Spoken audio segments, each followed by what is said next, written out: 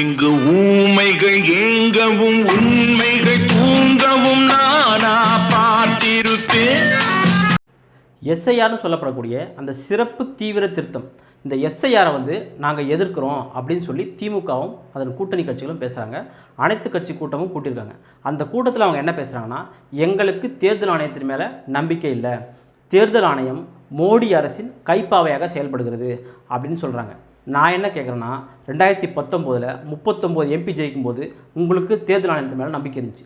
2021 வெற்றி பெற்று ஆட்சி அமைக்கும்போது அந்த தேர்தல் நடத்தின அந்த தேர்தல் ஆணையத்தின் மேலே உங்களுக்கு நம்பிக்கை இருந்துச்சு.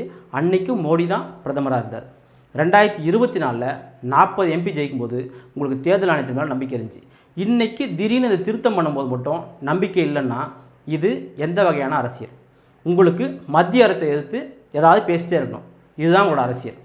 திமுக ஏன் இதை எதிர்க்குது அப்படின்னா இது மட்டும்தான் காரணமானா கண்டிப்பாக இல்லை.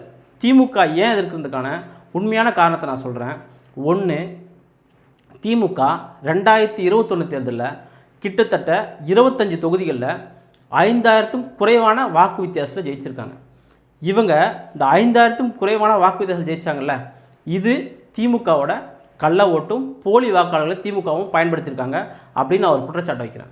ஏன் இந்த குற்றச்சாட்டை வைக்கிறேன்னா, தமிழ்நாட்டிலேயே குறைந்த வாக்கு வித்தியாசத்தில் வெற்றி வாய்ப்பை தவற விட்டவர் டிநகர் சத்யா அவர்கள் என்ன பண்ணுறாங்கன்னா, அந்த வாக்காளர் பட்டியலாம் ஆராய்ச்சி பார்த்துட்டு இதில் நிறைய போலி வாக்காளர்கள் இருக்காங்க அப்படின்னு சொல்லி நீதிமன்றத்தில் போய் வழக்கு தொடர்றாங்க.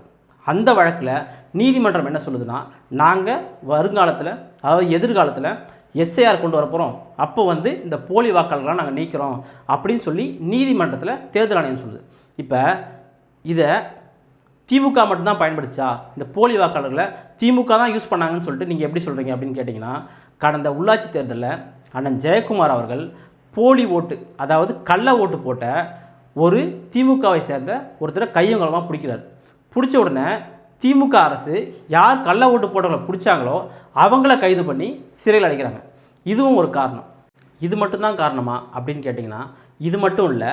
2024 ராகுல் காந்தி அவர்கள் தோற்றதுக்கு காங்கிரஸ் தோற்றதுக்கு எப்படி ஒரு காரணத்தை 2025 கண்டுபிடிச்சி இந்த ஓட்டு திருட்டால் தான் நாங்கள் ஆட்சியை இழந்தோம் அப்படின்னு சொல்லி ராகுல் காந்தி சொல்கிறாரோ, அதே மாதிரி 2026 இவங்க ஆட்சியை இழக்க போகிறாங்க.